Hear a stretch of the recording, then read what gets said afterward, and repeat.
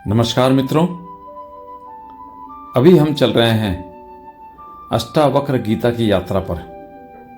अष्टावक्र गीता की यात्रा का जो वर्णन ओशो ने किया है, शायद ही ऐसा किसी ने या किया हो।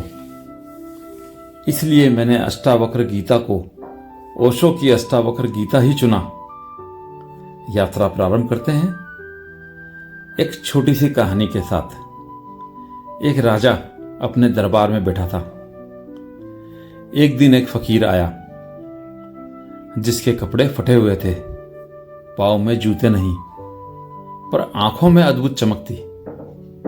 राजा ने पूछा, तुम्हारे पास कुछ नहीं है, फिर भी तुम इतने प्रसन्न कैसे हो?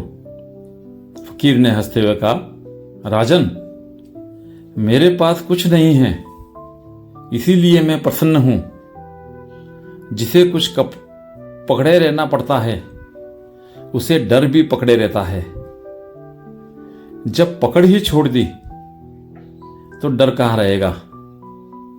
फिर उसने अपनी झोली से एक खाली कटोरा दिखाया और बोला, देखो खाली हूं और यही मेरी संपत्ति है।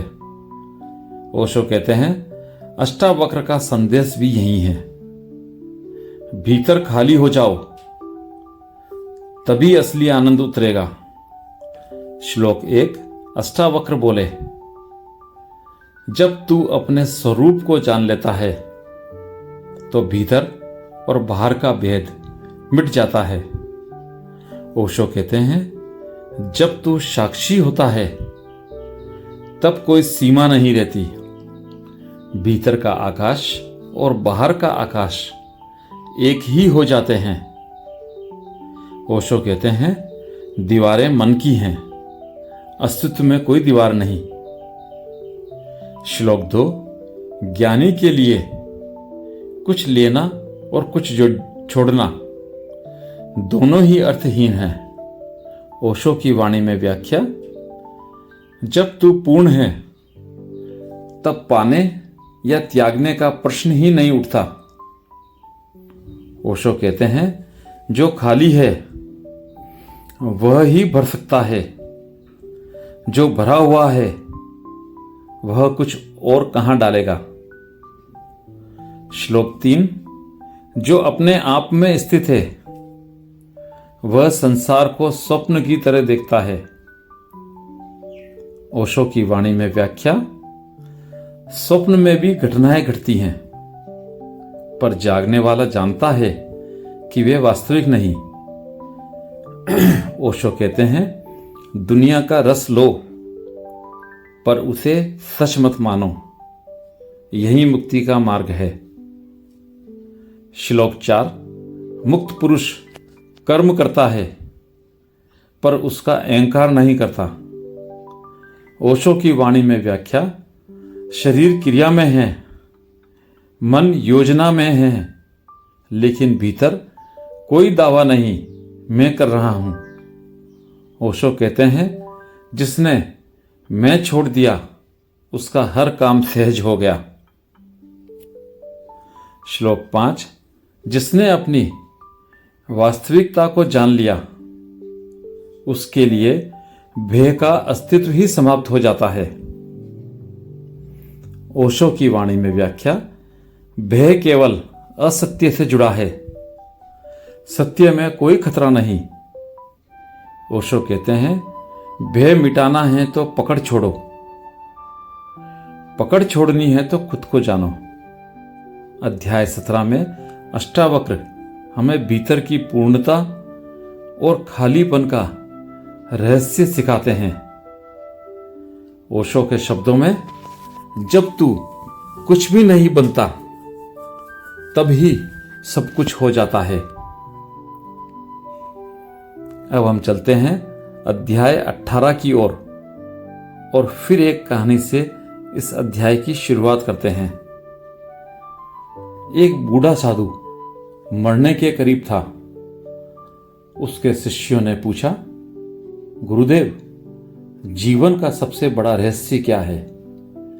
हमें कुछ ऐसा दीजिए जो हमारी पूरी साधना का सार बन जाए। बूढ़े ने आंखें बंद की, हल्की मुस्कान आई और उसने कहा, मैंने जीवन में कुछ पाया नहीं, कुछ खोया नहीं, और यही मेरी मुक्ति है। शिष्य चौंक गए। तो फिर इन वर्षों की साधना का फल क्या हुआ? साधु ने कहा, यह जानना कि पाने और खोने का खेल केवल मन का है। मैं तो पहले से ही पूर्ण था। और यह कहकर वह मौन में विलीन हो गया। ओशो कहते हैं, अष्टावक्र का अंतिम संदेश भी यही है। जो तुम खोज रहे हो वह तुम हो। जब यह स्पष्ट हो जाए तब खोज समाप्त हो जाती है और तुम स्वयं में ही विश्राम कर लेते हो। अष्टावक्र बोले, श्लोक 1 में, मैं न शरीर हूं, न इंद्रियां, न मन, मैं शुद्ध चेतना हूं, असीम, अचल, साक्षी। ओशो कहते हैं, तुम जो अभी मैं कह रहे हो वह केवल एक नाम रूप है। तुम्हारी सच्ची पहचान उस सब के परे है।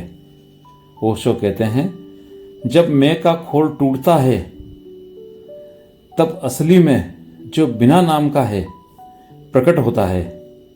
श्लोक 2, जब मैं सब कुछ हूं तब न पाने का प्रश्न है न खोने का। ओशो की वाणी में व्याख्या, अगर तुम समुद्र हो तो लहर आने या जाने से तुम्हें क्या फर्क पड़ेगा। ओशो कहते हैं, पूर्णता में कोई आंदोलन नहीं, वहां केवल शांति है। श्लोक 3, जो साक्षी में स्थित है वह जन्म और मृत्यु दोनों को देखता है। जैसे नदी किनारे खड़ा कोई बहते पानी को देखे।